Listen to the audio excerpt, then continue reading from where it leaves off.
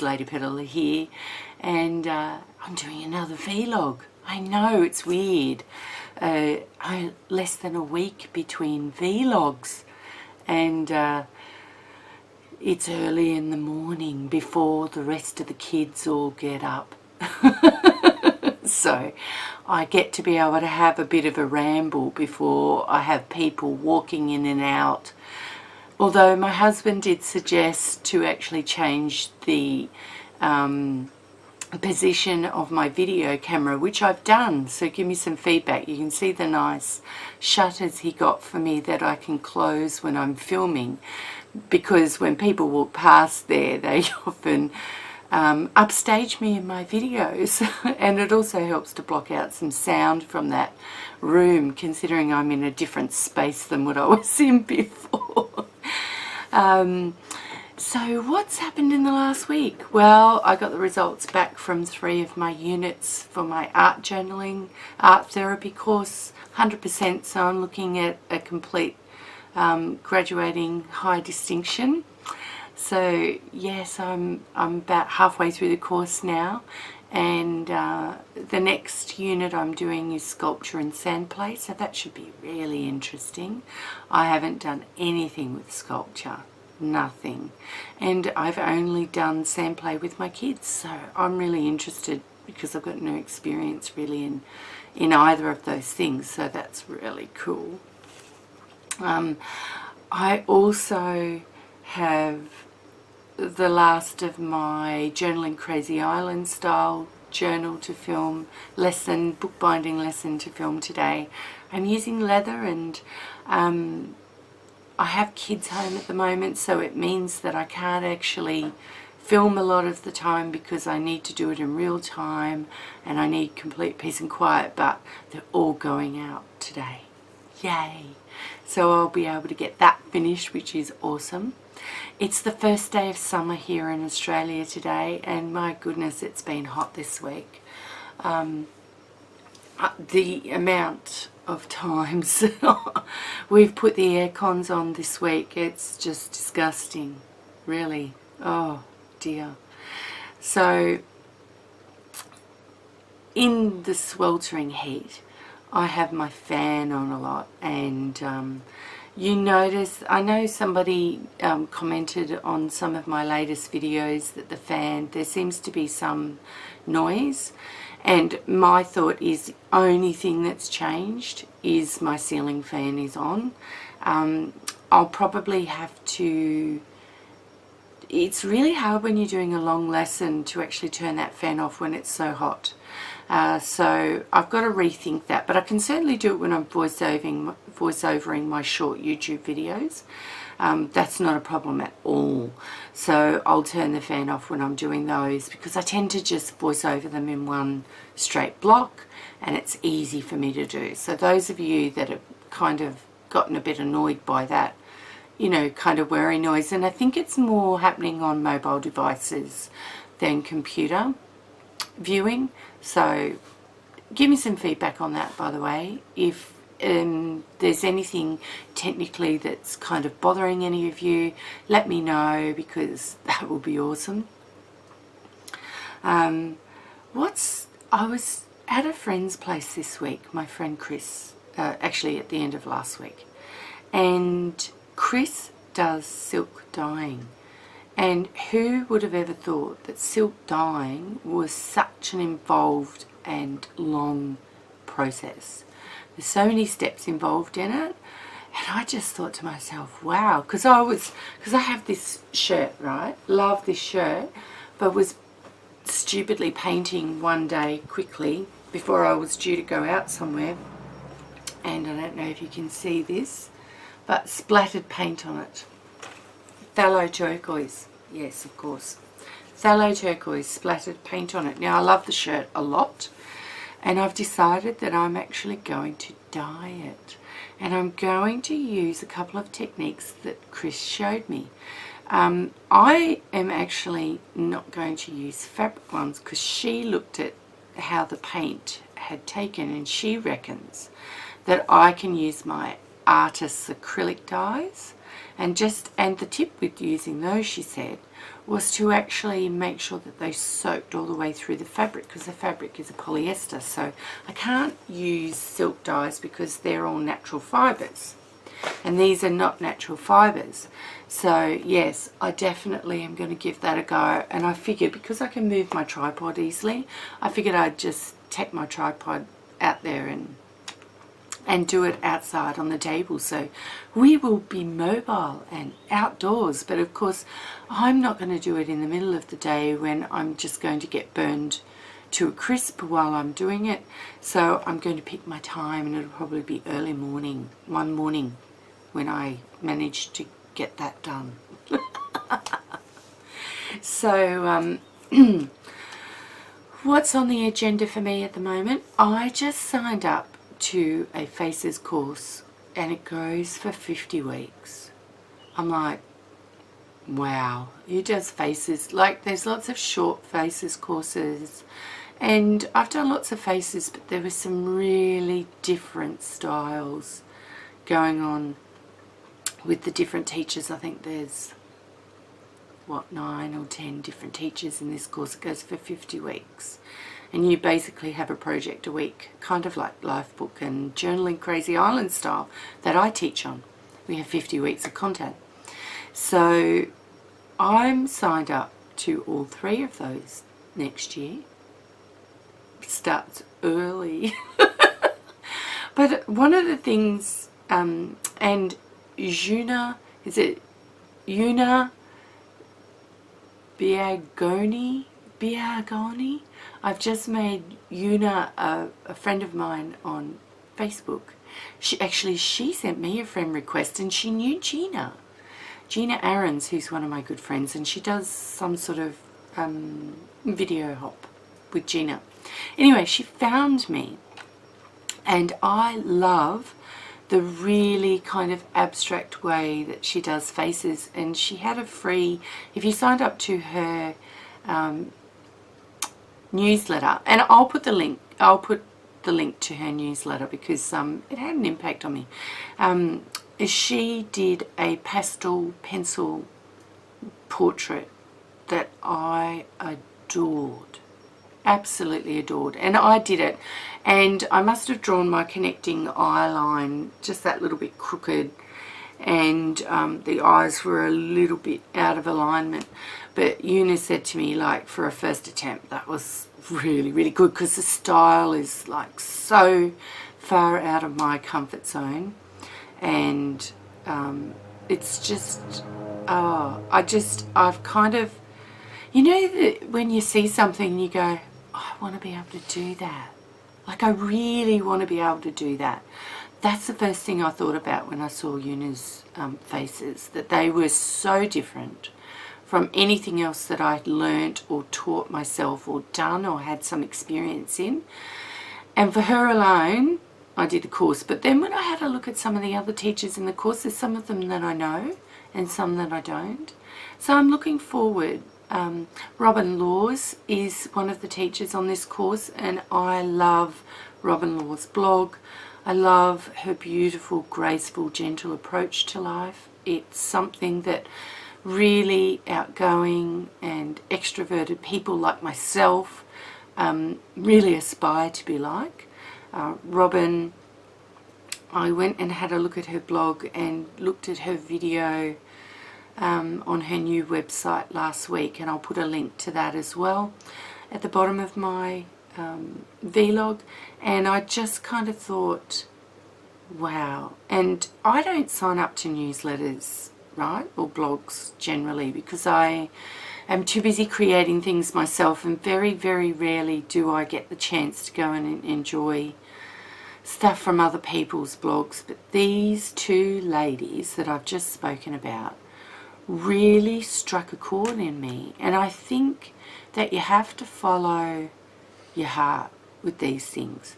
And if you are a student and you, like I did, in the first 12 months that I was art journaling, before I started teaching and doing anything of any kind of serious note, I just sucked up and sucked up and sucked up as many art journaling videos and blogs as I possibly could. And I highly recommend that any of you do that. And I do know, Nancy, this is for you, that there are some of you that are currently new to my channel and having a walk with me along my journey.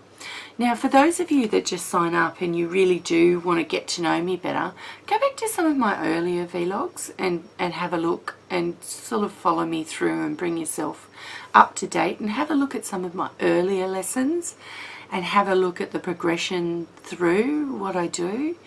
I find it interesting that my most popular lesson is my Missladypetal paper bead lesson.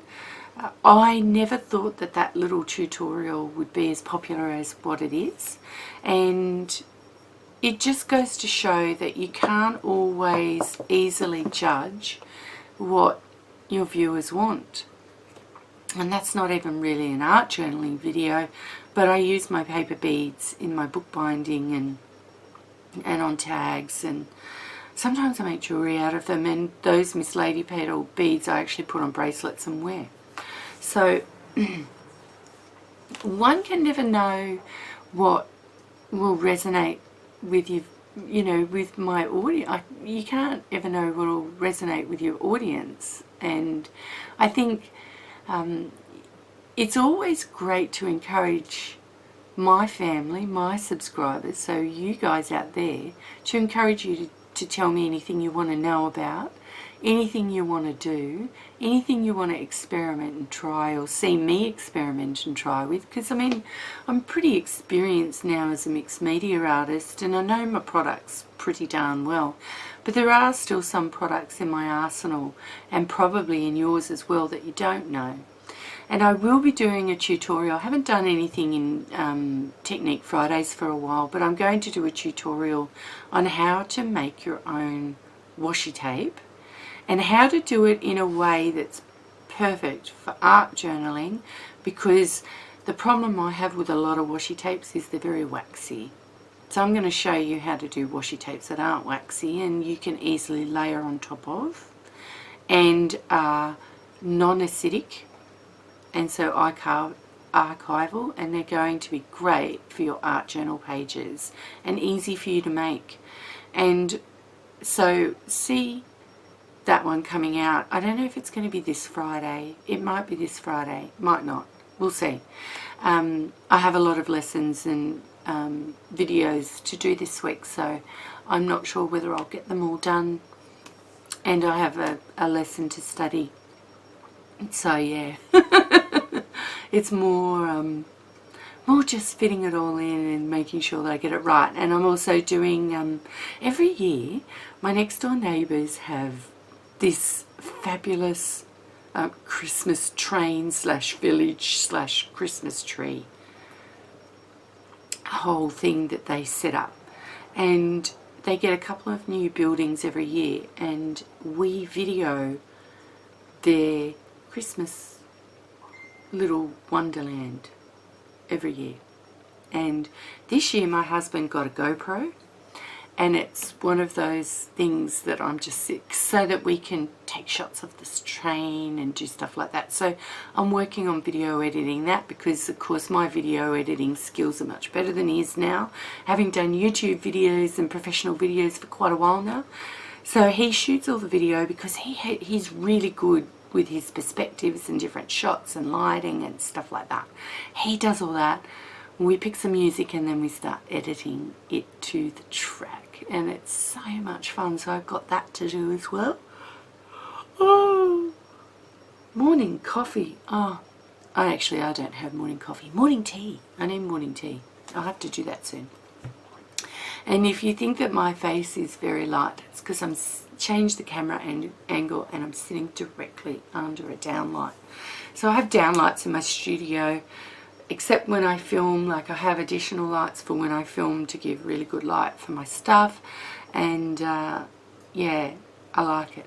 I like it. It helps me work and block out the sun, because the sun comes in through my window that's just here, and it's so hot in the afternoons. So often I'll just put a couple of the Venetian flips up so that I can let natural light in and I can filter my light. But during the summer months, unless you've got a very high vaulted space, which my friend Chris has, her art studio is a gorgeous, gorgeous design, and I love it. It's got cutouts on the walls like mine, but it has these really, really high vaulted ceilings which are just divine. And at some point I really want to get into some sort of space like that. But I am so grateful that I have a space at all. So this week too, I've also finished a painting. So one of my fine art paintings. So this is my portrait of a statue of a woman. That's what she's called. And this was actually based on a photograph that my husband took of an actual statue in Brisbane. And I've changed her posture a little bit, and for this video I'll just throw up the reference photo and you can see what I based it on. But it's very different and I absolutely love this. It is booked in to be part of an exhibition that I'm doing next year, but it also is for sale. So this is for sale, and if anybody's interested in this, this is a 12 by 16 inch canvas, so it's not particularly large, you can see. It would be easy to ship, so if anybody's looking to purchase that, just message me and I'll talk price. Because this is one of my fine artworks, it is, you know, more expensive than something like my mixed media prints and canvases. And of course, you know, because you've got to, the artist, as an artist, you've got to be able to have remuneration for all the hard work that you put into learning technique. And that's a different technique to what I normally do, and I absolutely love it. So the kids just got up. Consequently, I have had to turn the video off because it was yelling and screaming because they don't care that Mama is filming. So they are under strict instructions now to be quiet just for a couple of minutes until I finish. So yeah, I've there's this interesting project going on in the Creative Arts Collaboration Group, and it's somebody has come up really cleverly, I might say. Lorna has come up with words to Taylor Swift's Shake It Off, but it's all about us passing the brush and doing things. And I wouldn't mind being involved with that. I think that would be hilarious, because, like, honestly, having a laugh and taking the, well, mickey out of myself, that's not what we say in Australia, but I don't think you'd like to hear what we say in Australia. I don't know.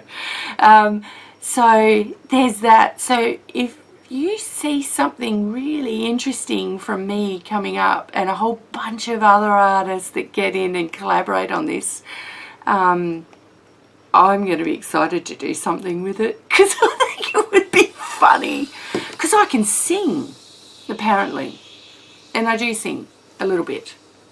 I think I've sung a little bit on this channel, but I don't do it. I mean, I've been told by some of my friends that they think I'm quite good, but I don't know. I think I have more of a blending voice than a lead singer's voice, and I think when you're in that kind of space, I sing a lot in church and for functions and stuff like that, but I tend to be the backup singer, or the, you know, doing backing vocals and things like that, rather than the lead singer, because I think in harmony. I don't know about you, but it's like I was reading a book on art therapy last night, and it's like this. Look at your environment through your emotions. Don't look at it as if you were looking through a camera lens. Look at your environment around you through your emotions, how you feel about that environment. Often that will change the colours of what you see, and it will change the perspective of what you see.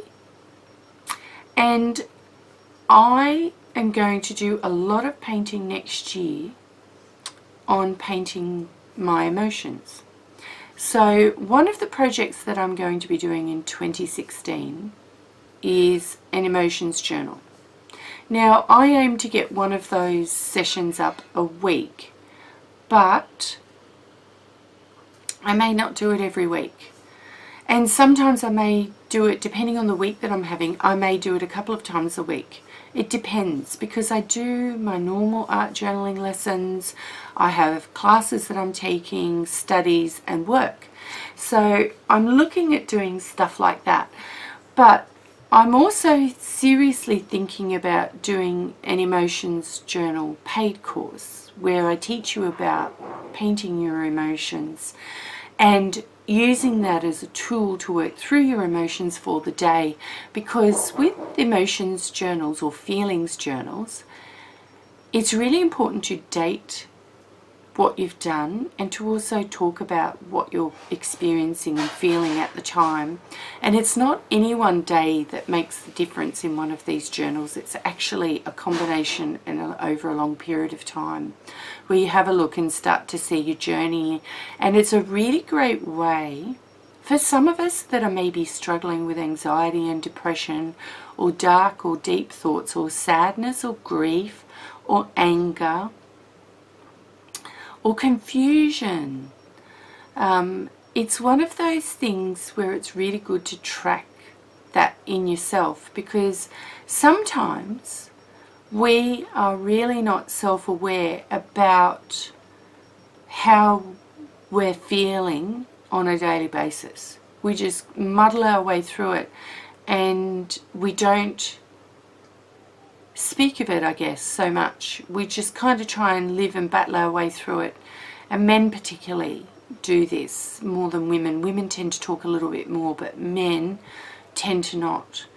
And this is something like Gina kind of approached it a little bit with her negativity smackdown journal on her channel. This is not what this is about. This is about when you're happy, when you're sad, when you're angry, when all of those things are happening. And the art that you produce is not even about producing anything beautiful for that art. It's all about expressing the emotion and leaving it as it is, and then labeling it and exploring what it is for you. And that is something that is incredibly healing. And I really, it's part of an art therapy perspective on art. And a lot of us get into art journaling because we're working through grief, or we have a disability that, you know, that we're living with, that we really want to have something creative in our space, or there's a lot of different things that we can access within that art space. And there's lots of teaching around, but I think a lot of it just kind of smacks on the surface of what it is that we're going through at the moment. And I think Tam with Lifebook, or particularly with Willowing, she looks a lot at the meditation side of art and how you can work through art to tell a story and work through some emotions.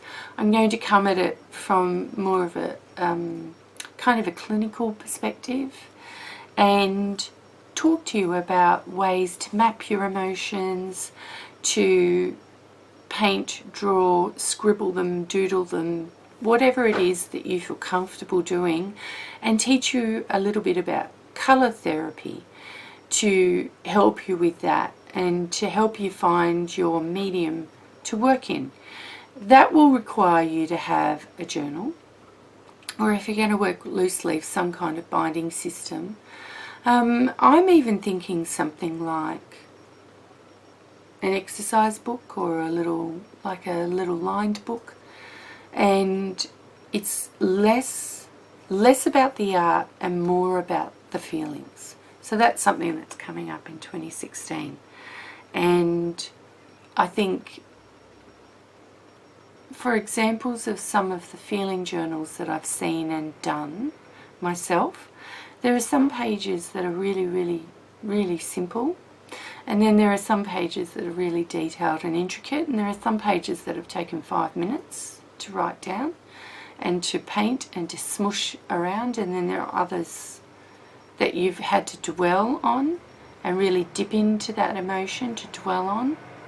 And I think it's really good to get into a habit of doing these quite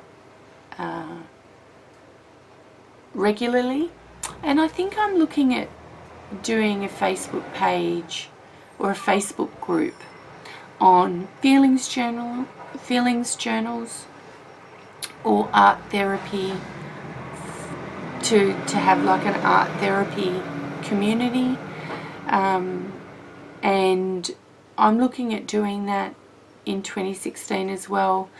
I'd also be looking for some dedicated people to become admins on that, because if I've got such a busy schedule, I want to have a community for those of you that are either using art as therapy in your lives or want to use art or explore using art as therapy in your lives under a little bit of direction from a qualified art therapist, and create a community. And if you are into art therapy, or you've been doing art therapy, or you're a qualified art therapist, I encourage you to come join this space, because it's really good to have not just one perspective but numerous perspectives, with more of a clinical kind of look at what's going on there, and a very supportive environment. So it's not so much about the art, and there is no judgment about art at all. It's all about dealing with your emotions through art. So that's kind of where I'm going with that. And I just thought I'd talk about it, because I think if I'm going to do stuff like this in the new year, then I want to gauge what people think. So please comment on this video if you're watching and tell me what you think, and any suggestions you've got, because it is an idea and I like to put it out there for my subscribers, because I really want to see what you think. And a lot of you that comment, I distinctly get the impression that you may be interested in something like this. So I'm going more into that kind of a space next year, I think. And just at the end of this, I want to give a plug for my journaling Crazy Island Style. We have a giveaway.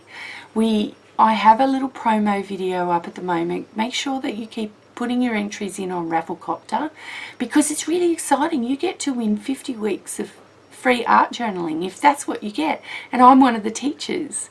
And you get to see what we're doing each month. And I love it. It's great. So it's one of those things that I encourage you to keep entering. It's also extremely well priced for the 12 months. We work very hard to work on the themes for those months and the lessons and doing new and interesting things. So I really am looking at, I just want to encourage you, that competition only has a couple more days to run, so I really want you to get in and enter, because you have to be in it to win it. So ciao for now. Learn something new today. It keeps you young, and I'll see you soon.